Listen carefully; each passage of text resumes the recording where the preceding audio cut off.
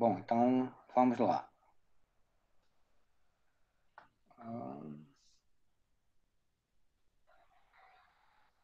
Eu vou abrir aqui a apresentação. Deixa eu compartilhar minha tela aqui.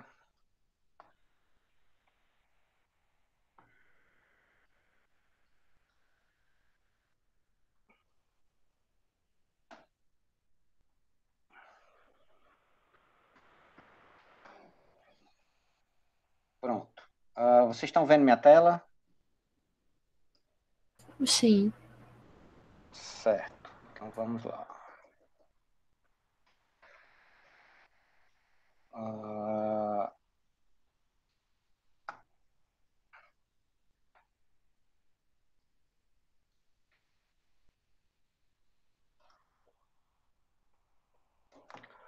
bom, quando a gente fala de árvores B+, tá certo? Então mostrei para vocês que existem duas características importantes numa árvore B+. Primeiro, ela é uma árvore balanceada, tá certo? Isso significa o quê? Que a quantidade de nós, né, que eu vou percorrer do nó raiz até chegar a uma folha é constante, tá certo? Então isso é o que caracteriza uma árvore balanceada, tá certo? E a outra coisa é que se eu fizer uma busca na estrutura de índice, né, as entradas vão estar ordenadas pelo valor de chave de busca, tá certo? Bom, quando eu falo em altura da árvore, deixa eu voltar aqui para a apresentação, só um instantinho. Quando eu falo da altura da árvore, o que é que isso tem de importante? Deixa eu voltar aqui na. Bom,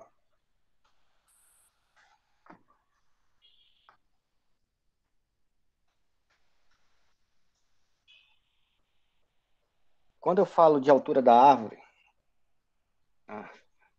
é, o que é que tem de importante nisso? O seguinte, quanto mais alta a árvore, maior a quantidade de acesso a disco. Por quê? Porque cada nó que eu visitar, tá certo? Representa um acesso a disco. Então, se eu estou. Deixa eu só mostrar aqui uma árvore. Essa árvore aqui, ela vai estar com altura 2, tá certo? Por que altura 2? Porque se a raiz a gente considera o nível 0, tá certo? Mas são 3 níveis que eu tenho. Bom, se a árvore for mais alta, significa o quê? Se eu tivesse um nível a mais aqui, de nós folhas, né? Eu teria, esses nós aqui não seriam folha, teria nós seria nós intermediário, eu teria mais um nível de folha. Então, cada nó desse que eu visito é um acesso a disco, porque cada nó desse é uma página lá no banco de dados, tá certo? Bom, então se a árvore é mais alta, eu tenho mais acesso a disco, tá certo? E a árvore mais baixa, eu tenho menos acesso a disco. Bom, aí a Laura poderia perguntar, o que é que isso tem a ver com a pergunta que eu fiz, que é a taxa de preenchimento de nó? O seguinte, se na hora que eu for criar o índice, tá certo? Eu criar o índice com a taxa de preenchimento mínimo. O que é a taxa de preenchimento mínima? É a quantidade, se eu considerar a chave de busca, seria o quê? O n menos 1 sobre 2, eu pegar o piso disso. Vocês devem lembrar disso, né? Então, quando eu tenho uma árvore B+, eu tenho a quantidade mínima de entrada e a quantidade máxima. Então, na hora de criar, eu tenho a possibilidade de dizer, ó, crie a minha estrutura de índice com a taxa de preenchimento mínima, que seria o quê? A capacidade mínima que eu posso ter por nó, para não violar o quê? A regra da árvore B+.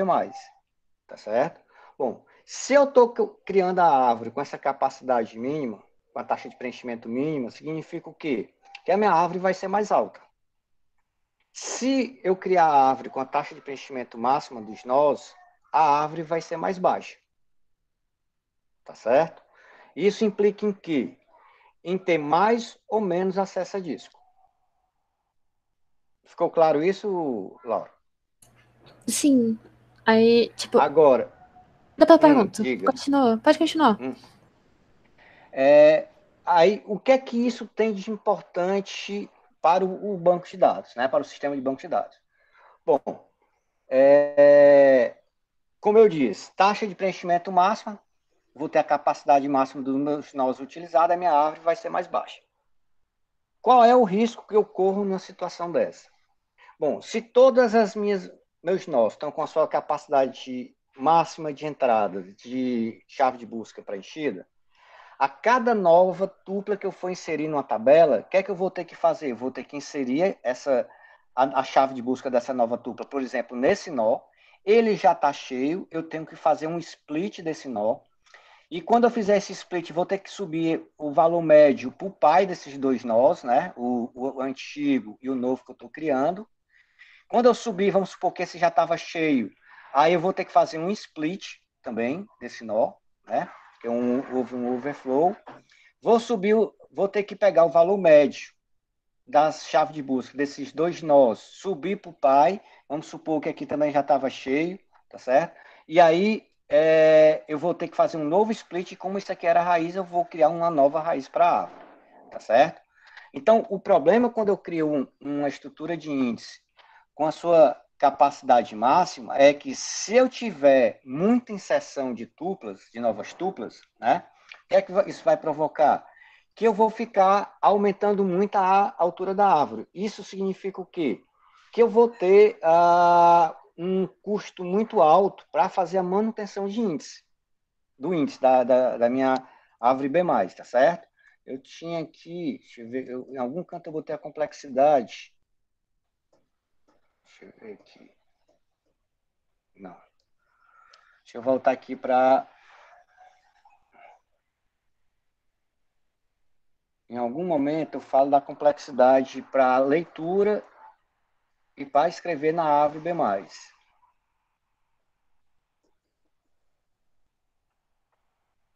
Só um instante, pessoal.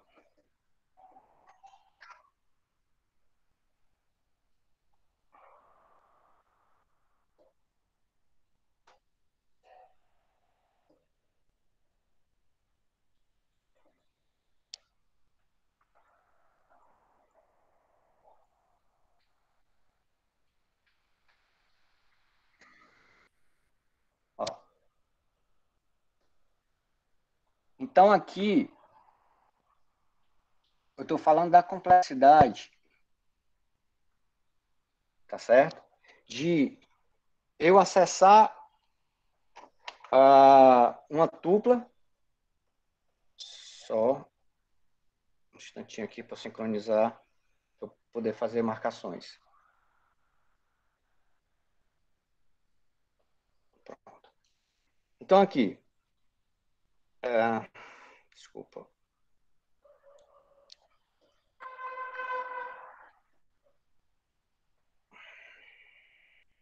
Pronto. Então aqui eu tenho a complexidade de leitura, tá certo?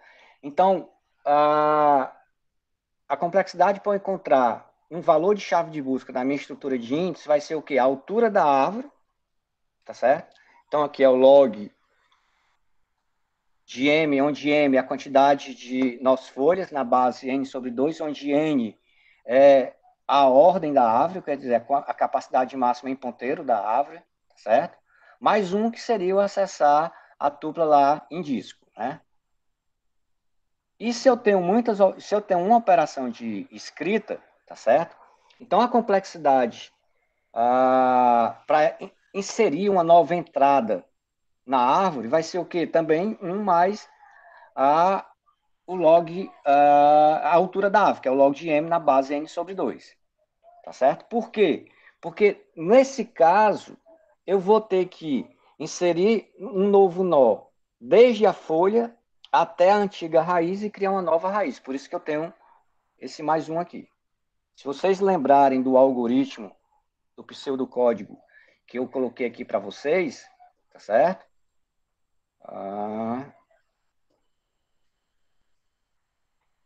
Aqui no pseudocódigo, tá certo? Eu checo aqui, por exemplo, se não tiver pai tá certo? O nó que eu vou inserir a nova entrada, se for a raiz, né? Ou não tiver par, então, significa o quê? Que eu vou ter que inserir uma nova raiz na árvore, tá certo? Por isso que a complexidade lá da inserção de uma entrada na árvore B+, é 1 mais a altura da árvore, tá certo? Então, se eu crio uma árvore com a capacidade máxima de entradas por nó, eu corro esse risco. Para evitar isso, o que é que eu faço? Não, eu sei que eu preciso da estrutura de índice para diminuir o tempo de resposta de consulta sobre essa tabela, eu criando esse índice, mas é uma tabela que tem muita inserção de tuplas, então vou criar essa estrutura de índice, essa árvore, com a capacidade mínima de entrada.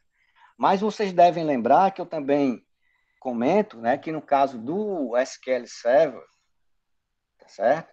Ele permite o quê? Aqui, então, eu tenho o SQL Server. Ele permite o quê? Que o pad index pode ser off, tá certo? Porque quando eu digo que eu quero a capacidade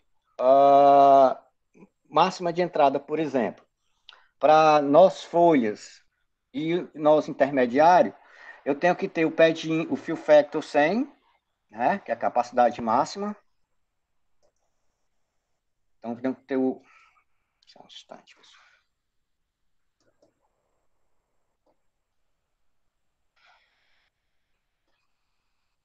Então, eu tenho que ter aqui o fill factor 100 e o pad index tem que estar 1. Se o pad index estiver off, significa o quê? Que o fill factor só vale para os nós folhas. Tá certo? Então, uma estratégia interessante para eu criar uma estrutura de índice, por exemplo, no SQL Server, para uma tabela que tem muitas inserções, é eu botar fill factor 100, que meus nossos folhas estariam com capacidade máxima, e o meu pad index off, tá certo? Por quê? Porque com isso, quando eu inserir uma nova entrada, uma nova tupla na tabela e ter que inserir uma nova entrada na minha árvore B+, o nó folha vai estar cheio, tá certo? Mas o pai dele não vai estar, por quê? Porque o pad index estava off, tá certo? Então, essa é assim, o trade-off, né, de eu tomar a decisão entre taxa máxima de preenchimento e taxa mínima de preenchimento, tá certo? E esse valor aqui que eu falei para vocês, ele varia de quê? O fill factor de 1 a 100, né? Se você colocar 0, ele vai considerar 100%. Esse é o default do SQL Server, tá certo? Bom, mas vocês podem variar isso, não precisa ser 1 ou 100, tá certo? É esse intervalo de inteiros. Se você botar 50%, não significa que você vai estar com a metade do nó preenchido. Você vai estar com a metade da capacidade do nó, tá certo? Que seria entre o quê? N-1 sobre 2 e N-1, tá certo? Ficou claro, Laura? Assim, professor. Aí, só uma duvidazinha, tipo, eu lembro que no trabalho de FPD, né, o senhor tinha mandado criar o banco de dados com fill factor 100. E aí, eu queria Isso. saber, tipo, isso na prática, quando o senhor vai escolher colocar esse fill factor, o que que se influencia, tipo, no projeto mesmo, tipo, no banco? Foi o que eu falei agora há pouco, né? É o seguinte, você tem que criar o índice, né? Eu sei que eu tenho que criar essa estrutura de índice, sei lá, na tabela empregado e a chave de busca eu quero que seja salário, tá certo? Quando eu for criar esse índice, eu tenho que pensar da seguinte forma. Bom, se eu botar taxa de preenchimento, o pad index on e fill factor 100, significa o quê? Que a minha árvore vai ter a menor altura possível para ela. Porque eu estou com a taxa máxima de preenchimento por nó. Então, a taxa de preenchimento vai influenciar em quê? Na altura. Tá certo? Se eu aumentar a taxa de preenchimento, tá certo? A minha árvore vai ser mais baixa. Tá certo? Se eu diminuir a taxa de preenchimento, a minha árvore vai ser mais alta. Eu ter uma árvore mais baixa significa o quê? Eu ter menos acesso a disco, porque cada nó que eu visitar da árvore é uma página que eu acessei lá em disco. Então, se a minha árvore é mais baixa, eu vou ter menos acesso a disco até chegar um nó folha. Ou seja, para localizar uma determinada tupla, eu vou ter menos acesso a disco. Se a minha árvore é mais alta, eu tenho mais acesso a disco, porque eu tenho mais nós entre a raiz e a folha. Tá certo? Então, é essa decisão que você tem que tomar com relação à taxa de preenchimento, tá certo? Na hora de criar um índice. E essa taxa de preenchimento só vale na hora da criação do índice. Depois que você fica utilizando o índice, inserindo entradas lá, tá certo? Essa taxa de preenchimento não vale mais. Então, periodicamente, né, é recomendado que, tá certo? Se o índice tem se eu tenho muita inserção e remoção de tuplas na minha tabela, eu recriar o índice, tá certo? Porque senão aquela estrutura de índice ela pode não ficar mais eficiente, mesmo considerando que no momento que eu criei, eu botei a melhor taxa de preenchimento para os nós da árvore, tá certo? Porque esse parâmetro só vale na hora da criação do índice. Depois ele não tem validade alguma. Certo, entendi. Entendi. E você tem alguma coisa a ver, tipo, um banco ser maior e menor? Tem, né? Tipo... Não. Porque assim, primeiro, índice é por tabela. E uma tabela eu posso ter, se o índice é secundário, posso ter, no caso do SQL Server, 200 e tantos estrutura de índice por tabela. Se o índice é primário, só posso ter um por tabela. Então, posso ter quantas estruturas de índice eu quero. Isso tem a ver, primeiro, na necessidade de se criar o índice, porque nem sempre eu preciso criar um índice. Pode ser que eu tenha uma tabela que seja muito pequena, que se eu criar um índice, ele nunca vai ser utilizado. Tá certo? Então, lá nos experimentos, eu mostro, inclusive, exemplos, né, e na aula eu mostrei exemplos, de consulta que eu executo sobre uma tabela que tem uma estrutura de índice, né, onde a chave de busca da estrutura de índice está lá na operação de seleção, seja na cláusula where, mas a estrutura de índice não é utilizada. Ele prefere fazer um table scan. Então, a primeira decisão que o DBA tem que tomar, criar ou não criar o índice. Tá certo? Depois que ele tomar a decisão de criar o índice, ele tem que tomar a decisão de quê? Qual vai ser a taxa de preenchimento dos nós? Tá certo? E a taxa de preenchimento dos nós vai depender de quê? De eu querer acelerar, vai ser mais importante para mim o quê? Acelerar a consulta, ou seja, taxa de preenchimento máxima, né? Ou eu não correr o risco de ter um custo de manutenção muito alto quando eu for inserir novas entradas na minha estrutura de índice. Ou remover. Tá certo?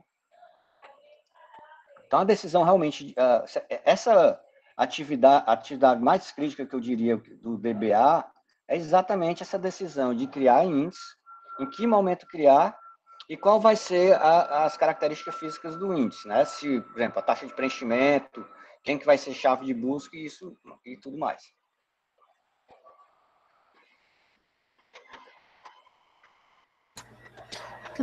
Então, se eu botar te colocar na discussão, cara, pra dizer a diferença entre chave primária e índice, né? E aí até fica um pouquinho... porque, sei lá, o SQL Server, eu sempre pensei que por ele estar criando uma chave primária clusterizada, né?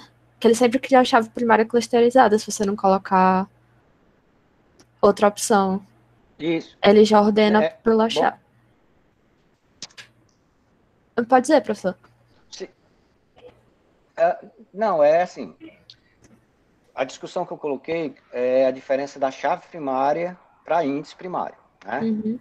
Porque é o seguinte, toda vida, vocês viram em FBD que toda vida que a gente vai criar uma chave primária, a gente define uma chave primária, o que é que ele faz? Ele automaticamente cria um índice, e nesse caso, se eu não falar nada, é um índice primário para a chave primária. Uhum. Porque é clusterizado porque o clusterizado é um índice primário, né? Então, o índice, quando eu falo clusterizado é índice primário e não clusterizado é o índice secundário. Tá certo? Bom, primeiro, por que é que ele cria o índice para a chave primária automaticamente? Porque a chave primária, ela tem a semântica dela, né, que ela é uma questão de integridade, de garantir o quê? Unicidade de valores daquele atributo na tabela. Então, se eu disser que na tabela estudante, matrícula é a minha chave primária, então não posso ter valor de matrícula repetido. Se o SGBD vai garantir isso, então toda vez que eu for inserir uma nova tupla, ele vai ter que checar na tabela toda se já existe aquele valor que eu estou querendo inserir por atributo matrícula. Bom, uma forma de ele tornar esse processo mais eficiente, ele criar uma estrutura de índice, tendo como chave de busca a matrícula. E aí, o que é que ele faz? O usuário não disse nada, eu vou criar um índice primário. Certo? Por quê? Porque o índice primário é mais baixo do que o índice secundário.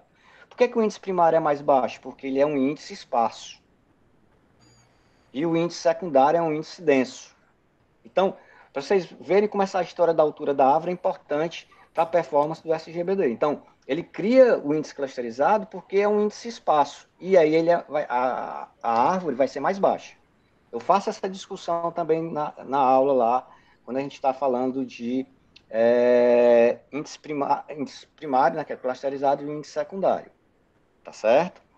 Bom, se na hora que eu criar a chave primária, eu posso dizer, eu quero que esse índice seja secundário. Aí tem como eu dizer.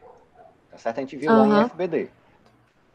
Tá certo? Aí, E diga aí. basicamente, então a diferença seria, tipo, chave é um conceito lógico e o índice vai ser meio que Físico. armazenado no banco, fisicamente. Né? Assim, ó, chave faz parte do projeto lógico. Aham. E a criação de índice e as características do índice faz parte do projeto físico. Tanto que a gente chama configuração física do banco de dados, um dos componentes da configuração física é o quê? Os índices que existem no Uhum. banco de dados. Tá Certo. certo? É como eu disse, essa é uma atividade crítica, o DBA, uma das mais difíceis, entendeu? Tanto que existem muitas ferramentas que tentam fazer esse trabalho por DBA, tá certo? O Zé Maria, eu que orientei a tese de doutorado dele, ele trabalhou na definição de uma ferramenta que pode criar índice automaticamente, né? Então ele trabalha com conceito de heurística para isso. Ele vai saber o seguinte, ele vai ficar analisando os planos de execução já executados, plano de execução de consultas, vai inferir que precisa criar um índice para uma determinada tabela com uma determinada chave de busca e vai ficar checando se realmente isso vai trazer benefício. Se trouxer, ele cria o índice e continua monitorando aquela estrutura de índice. Ou seja, se a estrutura de índice deixar de ser utilizada, é melhor remover porque não tem um custo de manutenção da estrutura de índice. Tá certo? E agora entrou um aluno no mestrado que vai trabalhar comigo, que é o Franklin, tá certo? Que aí ele vai aplicar o que? Técnica de machine learning, exatamente para o quê? Ele não vai trabalhar com heurística, ele pode até usar algumas heurísticas, mas o princípio dele é pegar uma técnica de machine learning para identificar se ele deve criar o índice, né? Quem deve ser a chave de busca, e em que momento deve criar e em que momento ele deve remover a estrutura de índice. Tá certo? Por quê? Porque essa realmente, se você imaginar, a gente já fez esse experimento com Data Warehouse, não era nem um banco de dados mesmo de produção, de um banco de dados da antiga Coels, que agora é Enel, tá certo? O banco de dados ele tinha quase 2.000 tabelas. E para cada tabela dessa, ele tinha em média 3 estruturas de índice. Aí, um DBA, ou mesmo uma equipe, ficar monitorando, né, controlando onde deve criar índice, se os índices estão sendo utilizados ou não, realmente é humanamente impossível. Por isso que existem muitas dessas ferramentas. Tá certo? Pois é, tava meio confusa sobre isso, porque tava fazendo aqui trabalho de engenharia de software, né? Fiquei trabalhando com banco para aprender um pouco. E aí acabei criando em todas as tabelas lá, vou decidir botar um índice aqui, pra ver se, ver se me ajuda, mas pode ser que não precisa, né? Em tudo, um índice para Exatamente. um índice terceirizado. É Quando o muito senhor perigoso você ficar sugere criando. colocar um índice assim numa Hã? tabela, quando o senhor sugere colocar um índice numa tabela, tem algo muito Aí, específico? Ou é... no final da disciplina, tem eu vou falar, porque isso aí é essa parte de ajuste de performance que a gente chama de tuning, né? Seria uma disciplina à parte, né? Mas no final da disciplina, se você olhar lá no final dos slides, tem algumas dicas de quando criar índice, tá certo? Então, adiantando um pouco, atributos que aparecem muito na cláusula where, que são em operações de seleção.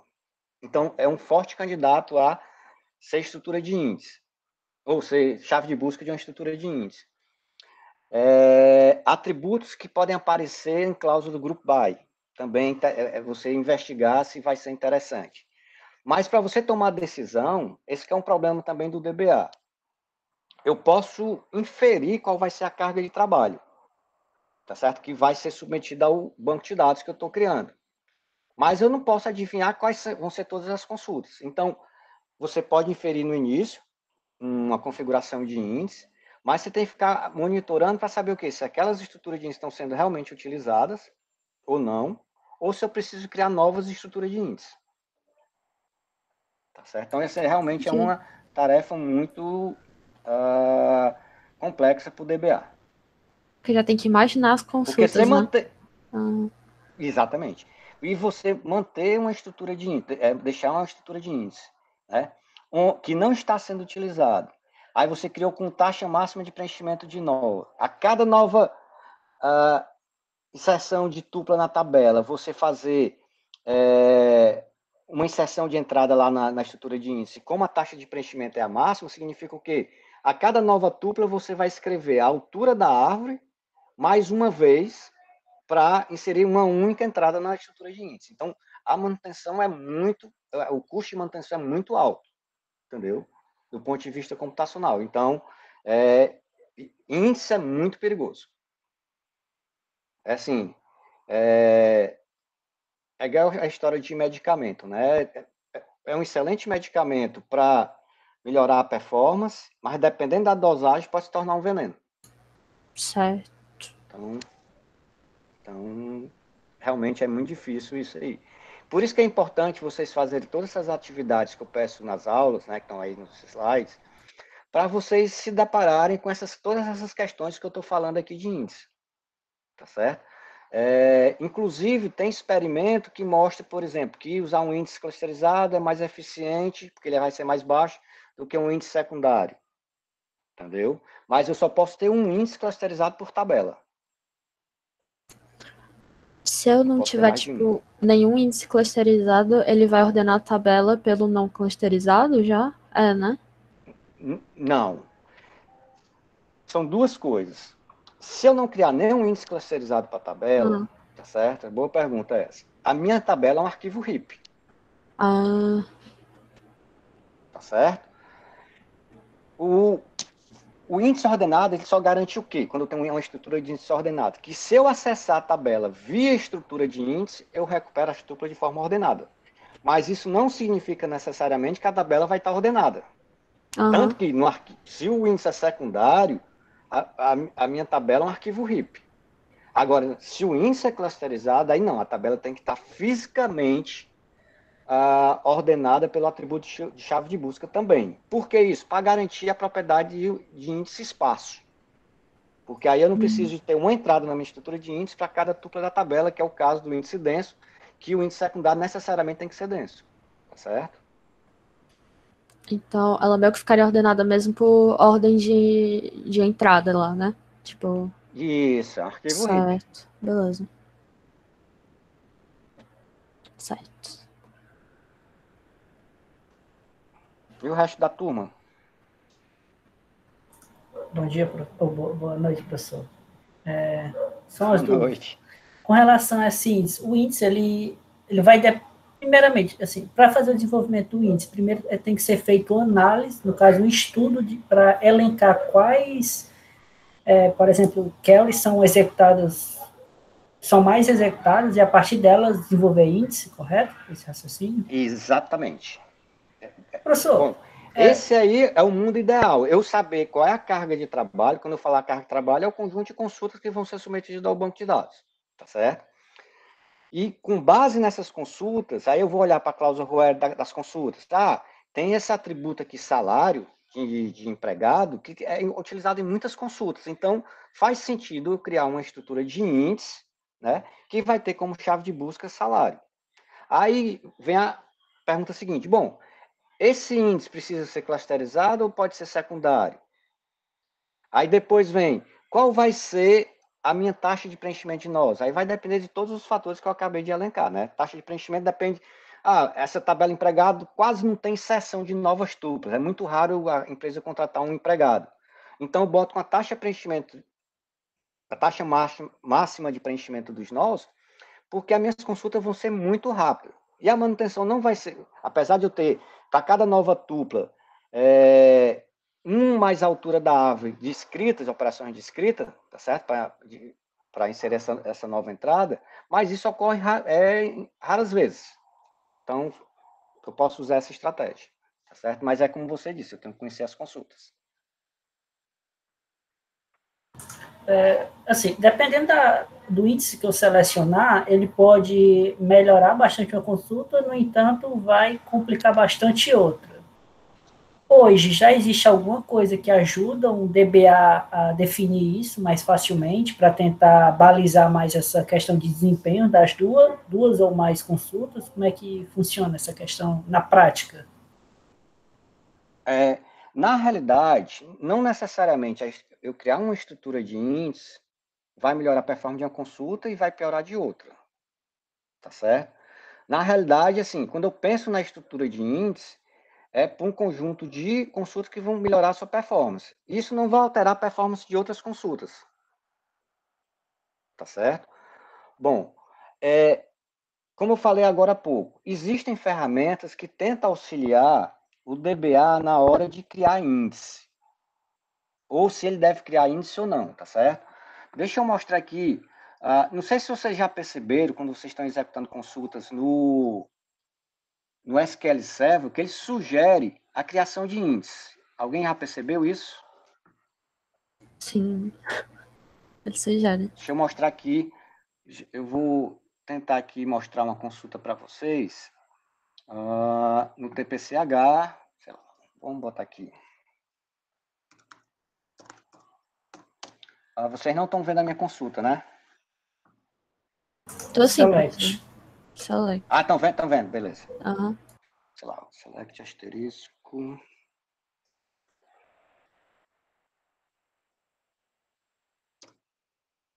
Outra coisa, pessoal, eu já disponibilizei para vocês o backup do TPCH. Não, professor.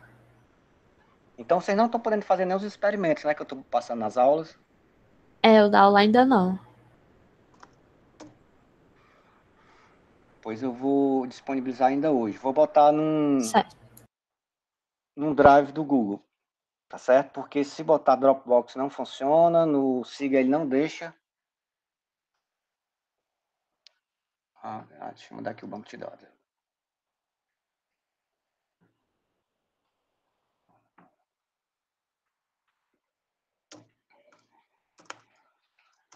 Deixa eu ver se eu já criei. Opa, deixa eu ver se eu já criei algum índice aqui nessa tabela. Então, ao longo desse curso, a gente vai trabalhar muito com esse banco de dados aqui, que é o TPCH. E aí eu vou passar o backup para vocês, que você já sabe da Store, tá certo? E quem estiver usando o Postgres, eu acho que eu tenho o backup dele também para o Postgres.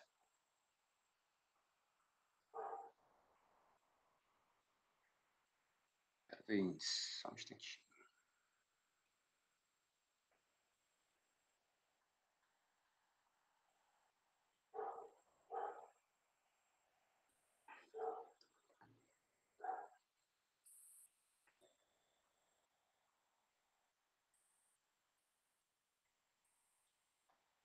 Pronto, ele tem um índice aqui.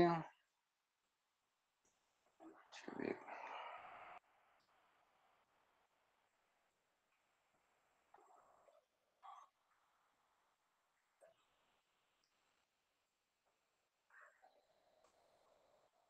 Ó.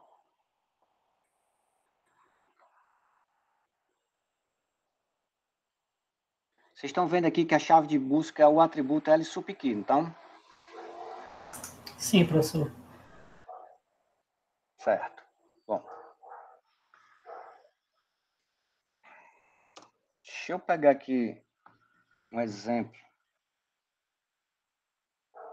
Então, já tenho essa estrutura de índice. Vou pegar um exemplo aqui, inclusive, que é dos experimentos que vocês vão fazer, tá certo? Vamos lá. Eu quero... Bom, se bem que aqui é LSUP, aqui. Melhor daqui, desculpa. Deixa eu ver aqui.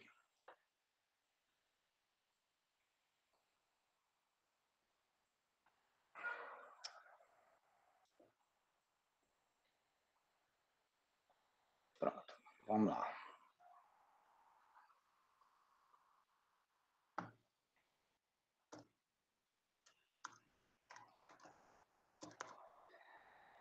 Pessoal, quem não estiver entendendo, por favor, pergunte.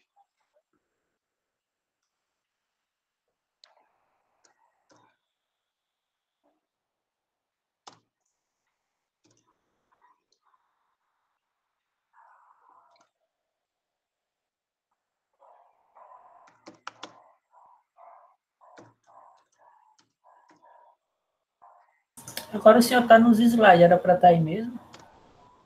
Não, peraí. Então, deixa eu... Ah.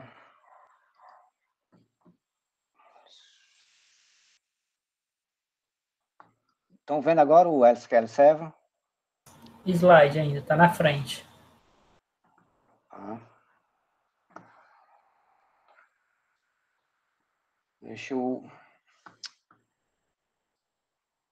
parar a apresentação e começar de novo, só um instantinho.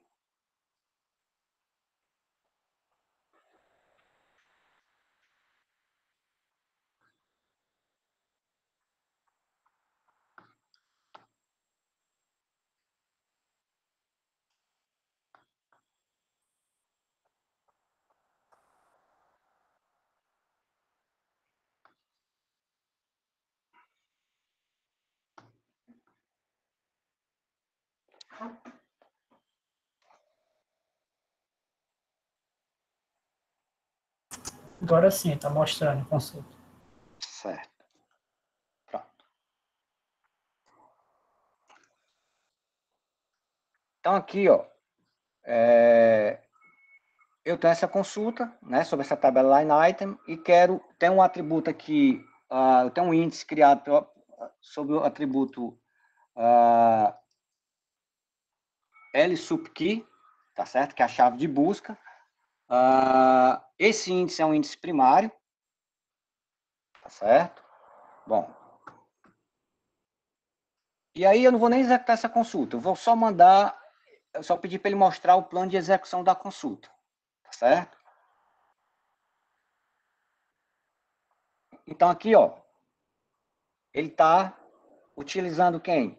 A estrutura de índice, tá certo? Que ele está fazendo um index seek lá na estrutura de índice que eu fiz, tá certo? Agora, se eu mover essa estrutura de índice, vamos lá.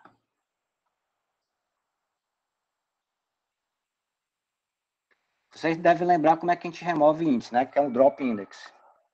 Faz de conta que vocês não estão vendo o que eu estou fazendo aqui. Pronto. Então, não tem mais índice para essa tabela, tá certo? E vou pedir agora para ele executar essa consulta. Só um instantinho, pessoal.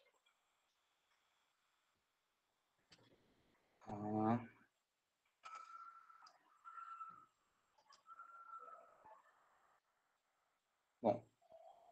Deixa eu ver. Aqui ele não apareceu o que eu estava querendo. Porque existe um wizard do... Ó, se você tivesse definido um índice em LSupKey, mais eficiente.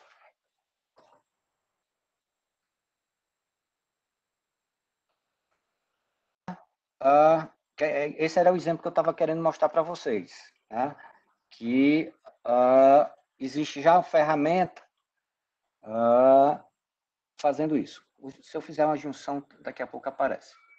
Bom, deixa eu ver aqui. Deixa eu botar só um comentário aqui, ver se ele aparece lá o wizard que eu quero.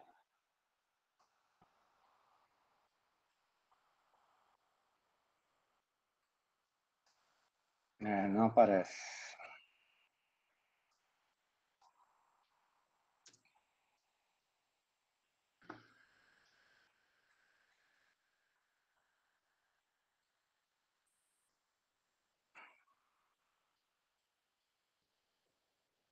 Pronto.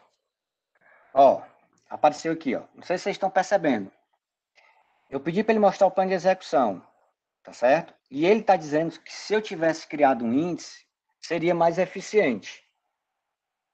Vocês estão percebendo isso? Aqui, ó. Sim, como é que ele consegue calcular esse impacto, assim? Ele, em paralelo, adiciona um índice? Como é que funcionaria? Porque ele calculou o impacto aí, Não, correto? ele tem uma ferramenta que fica analisando o seguinte: se eu estou executando essa consulta e tem esse plano de execução, aí ele sabe o quê? Ele tem uma inteligência suficiente para dizer o seguinte: se eu tivesse uma estrutura de índice para esse atributo LSUPKey, eu não teria mais esse plano de execução de ser o table scan. O que ele está fazendo aqui? Ele está lendo a tabela toda. Tá certo? Ele utilizaria a estrutura de índice e seria mais eficiente. Tá certo? Vamos criar o índice agora. Então, vocês estão vendo que ele está pedindo para criar o índice, não é isso? E o plano de execução é um table scan. Então, vou criar aqui a estrutura de índice, só para ganhar tempo aqui, eu não vou criar usando lá o comando create index, né? Então, vamos aqui.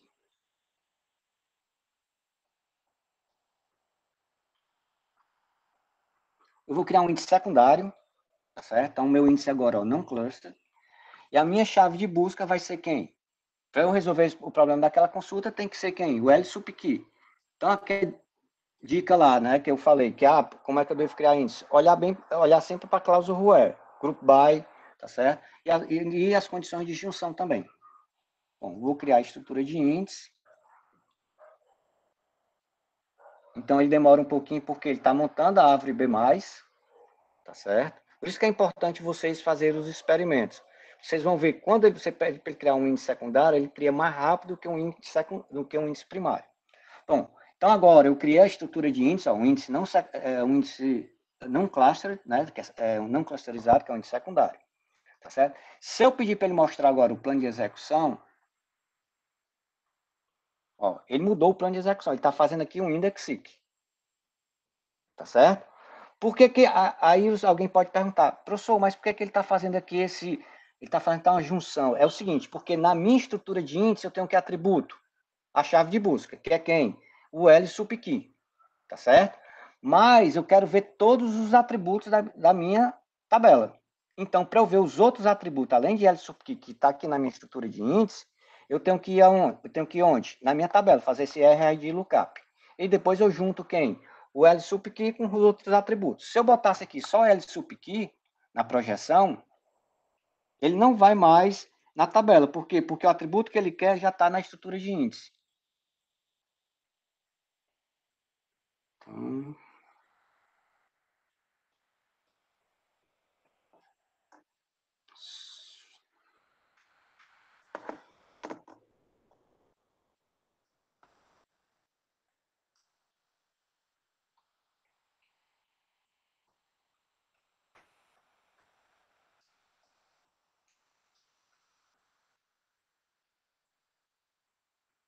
Então, agora, se eu pedir para ele mostrar o plano de execução, ele só faz o index seek. Porque o atributo que eu quero na projeção já está na estrutura de índice.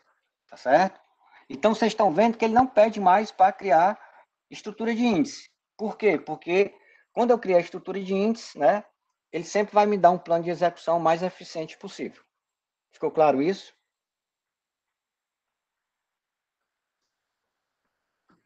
Hein, pessoal? Ficou, professor. Deu pra entender. Ó, aí eu vou fazer o seguinte agora. Então, eu quero maior do que 50 e vou tirar esse comentário aqui. Bom, então, agora a minha cláusula é que eu quero as tuplas de line item que tem o subkey maior do que 50 e menor que 100, tá certo? Eu vou voltar aqui o asterisco. Bom, então, aqui, eu pedi para ele mostrar o plano de execução. Mais uma vez, ele faz o quê? O index seek para procurar as tuplas que tem o LSUPKey maior do que 50 e menor do que 100. Para essas tuplas que ele encontrou na estrutura de índice, né, porque lá só tem o que? O ID da tupla e esses valores de chave de busca. E aí ele tem que vir aqui na tabela para saber quem são os outros atributos, né, que satisfazem essa condição de seleção aqui. Tá certo? Bom, então vocês estão vendo que ele está usando a estrutura de índice, é isso? Eu vou aumentar esse intervalo aqui para 1000.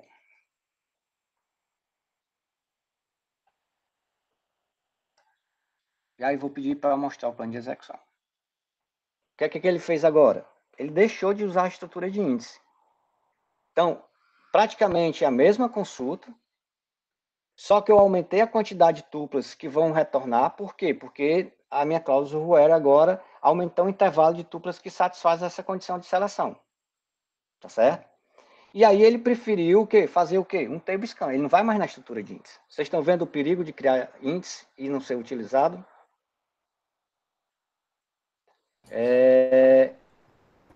Quem pode me dizer por que ele não vai mais na estrutura de índice? E prefere fazer uma table scan? Table scan, pessoal, é ler a tabela toda.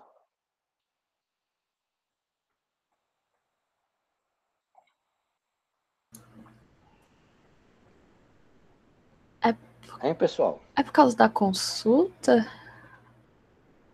Porque não tá utilizando... Não sei.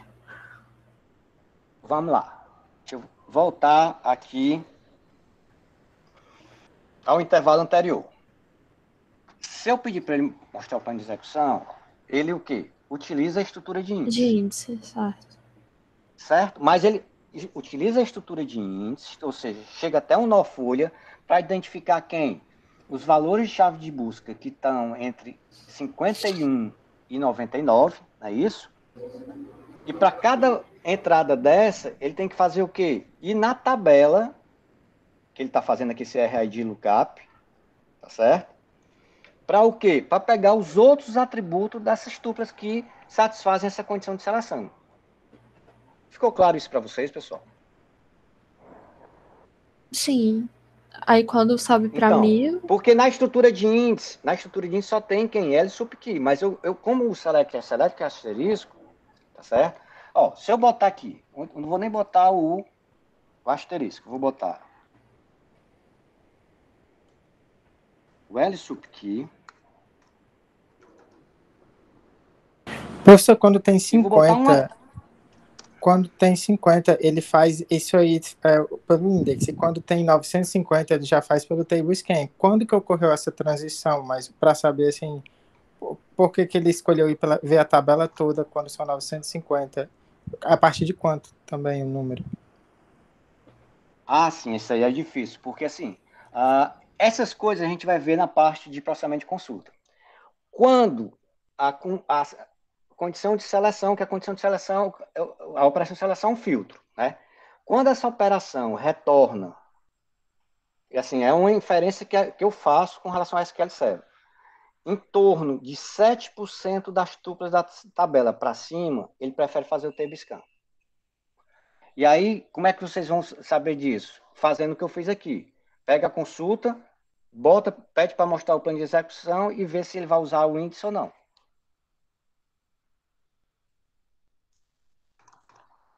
Então, o número é 7%, né? Então. Cara, é uma inferência minha, eu não tenho certeza, tá certo?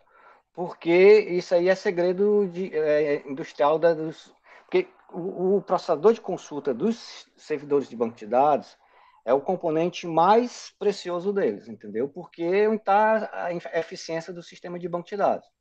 E aí eles não divulgam muito esses parâmetros, essas informações. É porque a gente já fez tanto experimento que a gente chegou mais ou menos a esse número. Tá certo? Mas eu não posso te garantir isso, não. Mas saiba que tem um número a partir do qual ele vai fazer table scan, mesmo tendo a estrutura de índice. Aqui, pessoal. Então, aqui, ó, eu estou pedindo para ele mostrar só dois atributos, o L subkey e o L order key. O L subkey está lá na estrutura de índice. Mas como eu estou pedindo também o L order key, que não está na estrutura de índice, eu preciso ir na tabela. Então, se eu pedir aqui para ele mostrar o plano de execução da consulta, ó, ele continua fazendo a mesma coisa. Ele precisa ir lá na tabela. Para pegar quem? O L order key. Tá certo? Bom, então aqui, olhando para essa consulta, o que é que ele está fazendo? Ele está descendo para cada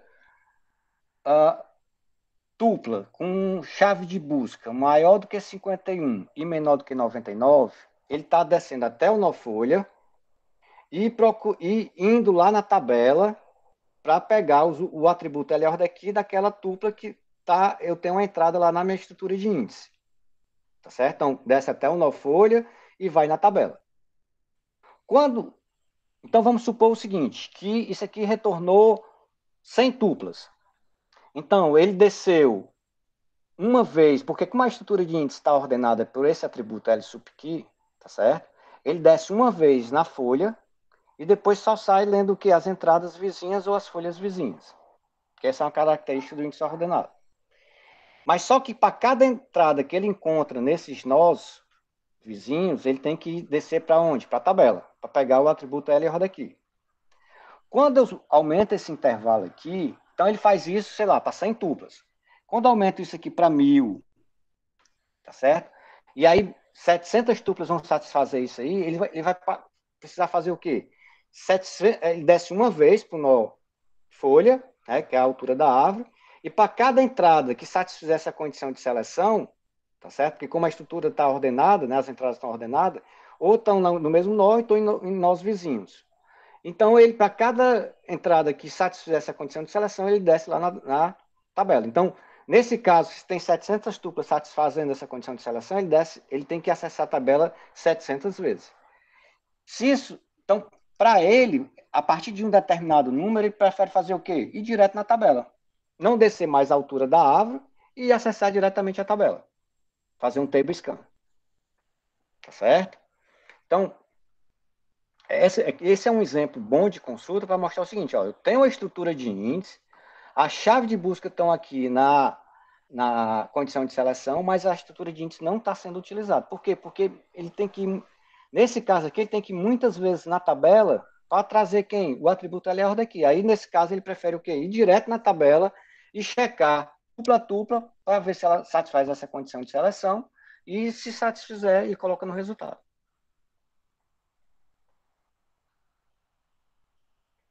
Ficou claro, pessoal? Professor, cada busca na árvore vai levar tempo log de n, né? Para ele recuperar uma tupla, correto? Não.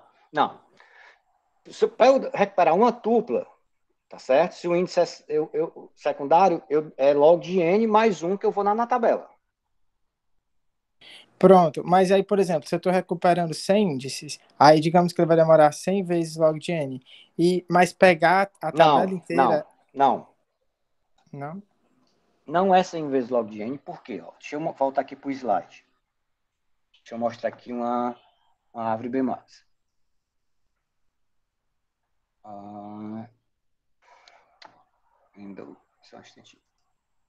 É porque pode estar no mesmo nó que você já chegou, né? Os outros. Isso. A estrutura de índice na árvore B+, não é uma estrutura de índice ordenada. Então, deixa eu mostrar aqui, ó. O exemplo que a gente tinha aqui de árvore B+. Olha aqui, ó. Vamos supor que isso aqui seja o 50, tá certo? E bem aqui esteja o 100. Tá certo? Então, todas as... Vocês estão vendo o slide? Sim. Sim. Certo. Então, ó, vamos lá. Deixa eu... Então, aqui... Eu vou fazer marcação aqui.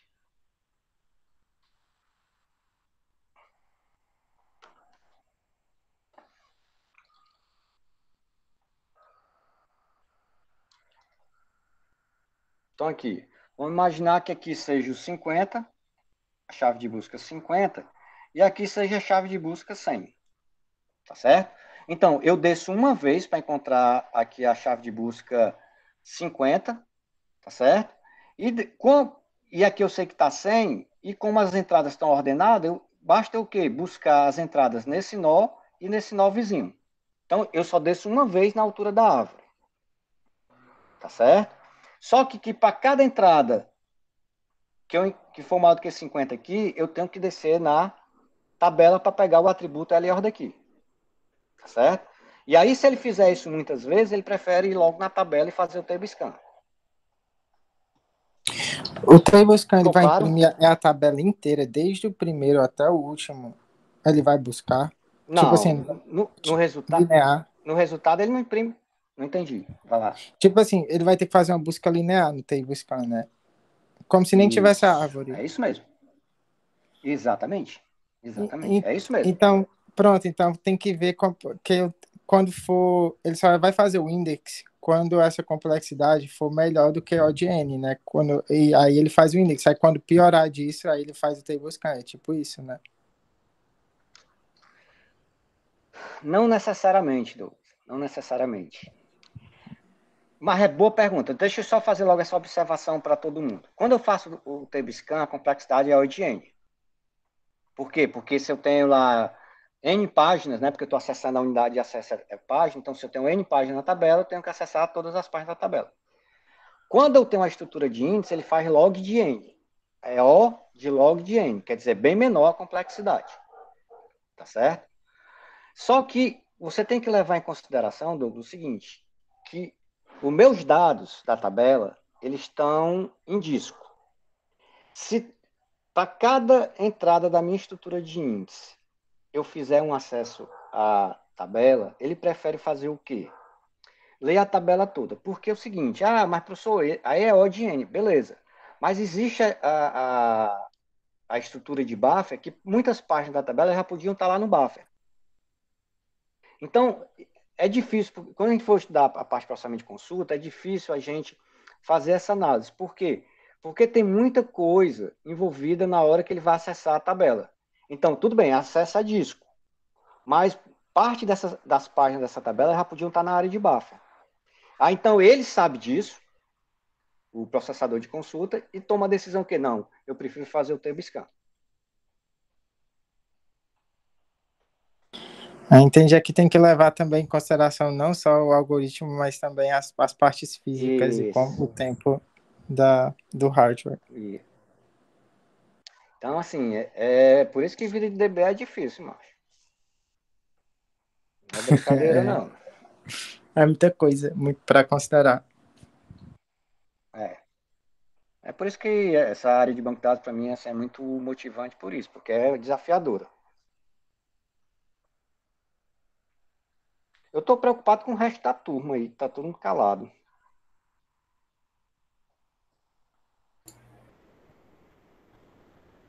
Eu tô aqui, professor. Professor, só uma dúvida aqui, mudando um pouquinho de assunto. Uma das aulas do senhor, o senhor mencionou o banco de dados multiplataformas, no qual o senhor mostrou uma imagenzinha que o cara, se eu não me engano, mexia no... Eu acho que era um celular, depois ele já mexia em um tablet e e o banco de dados já era transmitido. Na minha cabeça, tipo, eu pessoalmente nunca vi esse tipo de banco de dados. Normalmente, o que é que eu vejo? O banco de dados fica no servidor e todos aqueles dispositivos pesquisam naquele servidor específico. Como é que funciona exatamente esse banco de dados multiplataformas, que pessoalmente eu nunca tinha visto? Na realidade, essa é uma proposta assim, minha, né? Não minha, né? Deve ter outras pessoas pensando sobre isso. Que a ideia é exatamente de eu não vou ficar acessando um único banco de dados. Eu tenho um banco de dados, uma réplica do meu banco de dados para cada dispositivo que eu estou utilizando. Se é um celular, um tablet, um notebook, posso ter um servidor também. Mas eu posso ter, por exemplo, se no meu tablet cabe o banco de dados que eu tenho rodando, por exemplo, um servidor do laboratório de banco de dados lá do departamento, tá certo? Então, eu vou ter a réplica dele lá. Essa é a ideia. Entendi. Então, mas, assim, esse dispositivo... pode dizer. Então, cada dispositivo desse teria a réplica de um banco. No caso, esse banco ia estar armazenado em algum lugar, cada dispositivo ia lá. Isso. Só que ela é feita sob demanda. Não é assim que eu crio o banco de dados e já vou fazer a réplica dele nos outros dispositivos. Na hora que o usuário vai para o outro dispositivo é que eu crio a réplica. Entendi, professor. Outra dúvida aqui, com relação ao RAID 0. Na minha cabeça, eu vim conhecer mais ele quando surgiu os SSD, mas a princípio também pode ser feito em HD. Claro. O 0 tem como objetivo principal melhorar o desempenho, mas quando eu acabo separando meus dados em vários HDs, eu ia ter a questão do tempo, que cada um ia ter que buscar lá na sua trilha. Valeria a pena fazer um RAID 0 em um HD, já que o RAID 0 tem como objetivo melhorar o desempenho? E os HDs têm a questão do alto tempo. Mas você tem que ver o seguinte, no RAID 0 tem uma distribuição dos dados. Então, vamos imaginar que eu tenho um arquivo com 4 blocos, e tem um RAID 0 com 4 discos. Cada bloco do arquivo está em um disco diferente. Na hora que eu for fazer uma leitura sequencial desse arquivo, ler todo o arquivo, um tablescan, por exemplo, da vida, eu leio os 4 blocos ao mesmo tempo, porque eles estão em discos diferentes, tá certo? Eu posso fazer essa operação em paralelo. Então, eu só tenho a ganhar. Ah, entendi. Faz sentido. Eu não tinha pensado nessa situação mesmo, não. Entendi, professor. Obrigado. Uhum. Nada, mano.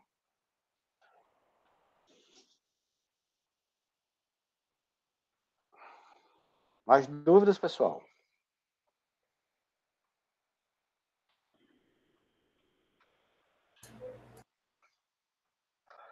Seguinte, deixa eu ver aqui. A gente está com 18 pessoas, né?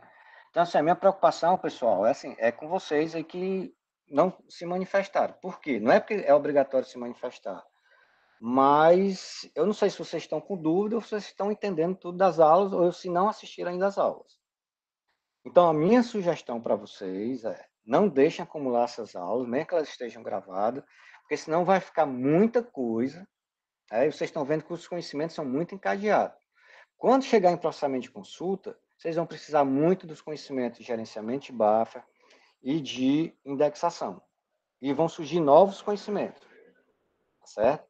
Quando chegar em controle de concorrência, vocês vão precisar também de outros conhecimentos, como gerenciamento de buffer, que tem uma influência lá em controle de concorrência. Então, não deixem acumular muitas aulas para vocês, porque vocês correm o risco de se perder. E a outra coisa, nessa parte de indexação, é fundamental aquelas práticas de laboratório que tem lá nos slides que eu menciono nas aulas. Então, nas aulas eu mostro muito exemplo para vocês, tá certo? E tem as práticas que estão lá nos slides, tá certo? Assim que acabar a aula aqui, eu já vou criar esse drive, esse arquivo, o backup do TPCH no Google Drive, tá certo? E compartilhar com vocês. Então, vocês já sabem fazer o restore, né? Restaurar o banco de dados, que eu mostrei para vocês. Quem não souber, ou pede ajuda, ou pode me perguntar também, que é muito simples. Tá certo? E aí vocês fazem a recuperação desse banco de dados, que é o TPCH, tá certo? Esse banco de dados, tá certo? Tem essas tabelas aqui, tá certo? Ele representa, desculpa. Então, o TPCH tem essas tabelas, tá certo? Esse benchmark, esse banco de dados, eles simulam Data Warehouse, tá certo? Então, o que caracteriza o Data Warehouse? Eu tenho uma tabela que a gente chama tabela fato, que é uma tabela central, e as tabelas de dimensões que se conectam ou com a tabela fato ou com outras dimensões. Então, a tabela fato aqui é a tabela line item, tá certo? Essa é a tabela fato nesse Data Warehouse. E eu vou disponibilizar também para vocês, eu acho que eu já disponibilizei, mas eu vou checar, tá certo? O manual que fala do TPCH, que é interessante para vocês conhecerem, né, qual é a estrutura dele, o projeto lógico dele, tá certo? E ele é um banco de dados relativamente grande comparado com o que a gente trabalha nas disciplinas. Por quê? Porque aqui vou mostrar para vocês só a tabela line item.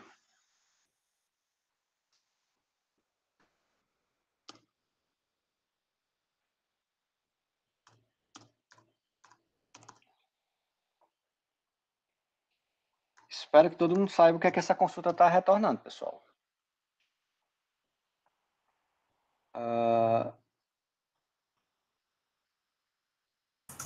From ali, professor, tá meio esquisito, né? Obrigado. Aí vocês não iam saber o que ela estaria retornando, né? Pronto. Então, aqui. Então, só a tabela line item, ela tem mais de 6 milhões de tuplas. Tá certo? Tem outra tabela aqui, não sei se é a orders, que tem mais de 1.800.000 tuplas. Então, um banco de dados que tem um tamanho interessante para a gente fazer experimentos com relação à performance. Tá certo? Então, por isso que a gente trabalha com ele. Qual o tamanho desse arquivo, professor? Do backup? Do banco inteiro. Deixa eu ver aqui, né?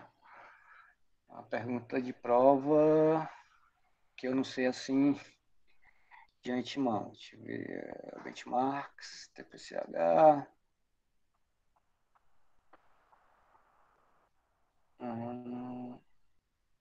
Pronto. 1.22 GB.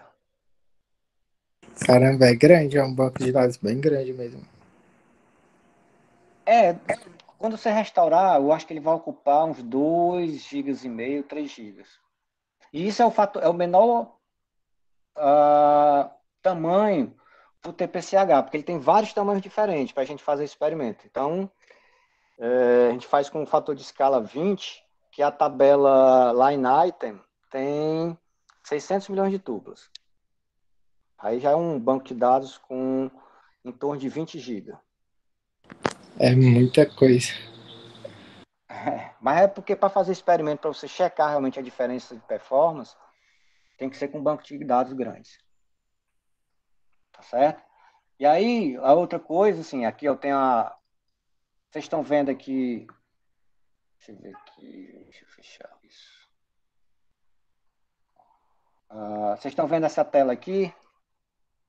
Sim. Tem umas consultas. Tá bem pequenininho, mas... Essa é a carga de trabalho... Aumentou agora, né? Melhorou. Pronto. Então aqui, ó, essas consultas é o que a gente chama carga de trabalho do TPCH. São as consultas que a gente trabalha para checar a performance de diferentes sistemas de banco de dados. Essa carga de trabalho só são consultas. Então, esse benchmark, o TPCH, ele é utilizado para checar o quê? A eficiência do processador de consulta. Então, tu quer comparar, eu quero comprar um banco de dados, um sistema de banco de dados, um servidor. Estou em dúvida entre o SQL Server e o Oracle. Vou pegar, e o mais importante para mim é o quê? O tempo de resposta das consultas. Não importa a parte de vazão do sistema, que aí tem a ver com controle de concorrência. Então, vou o quê? Crio o TPCH, o banco de dados lá no Oracle, crio no SQL Server e submeto essa carga de trabalho aqui. E saio comparando a performance de cada um dos dois. Tá certo? Então, por isso que a gente usa benchmark, é para comparar, para verificar a performance do sistema de banco de dados. E se vocês perceberem aqui, vocês estão conseguindo ver isso, né? Esse diretório? Sim, estamos. Ó, tem o TPC-C, TPC-E, TPC-H. Então, aqui o TPC-H é bom para medir o quê? A performance do processador de consulta. O TPC-E já é bom para verificar a eficiência do mecanismo de controle de recuperação e de controle de concorrência dos sistemas de banco de dados, e assim por diante. Existem vários benchmarks, tá certo?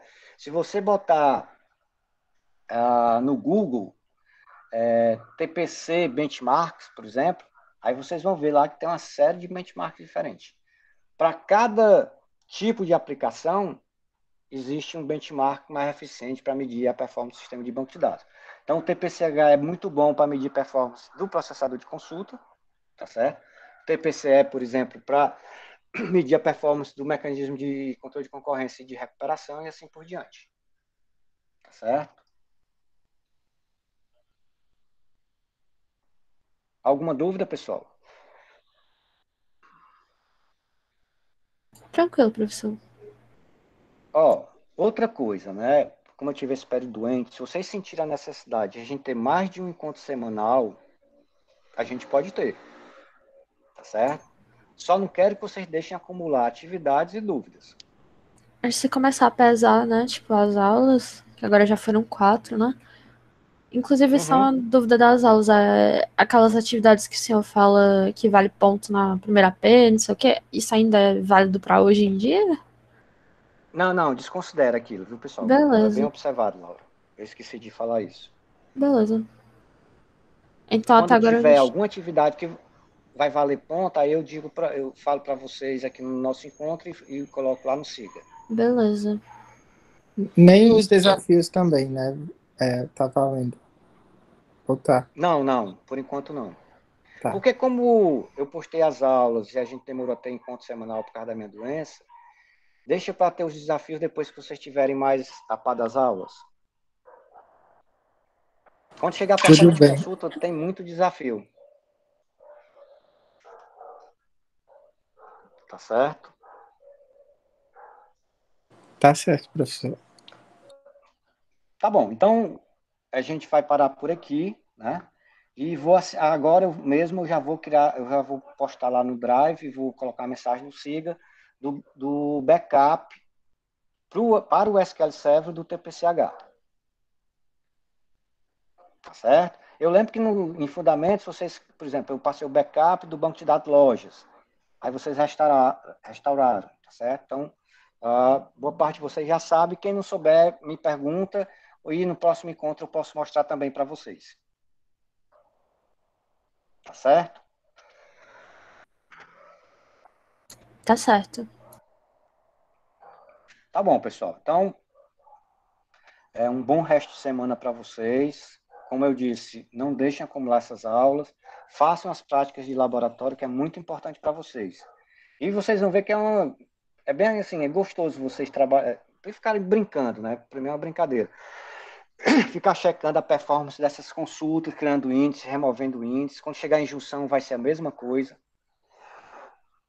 Então é uma parte bem agradável de trabalhar. E bem prática.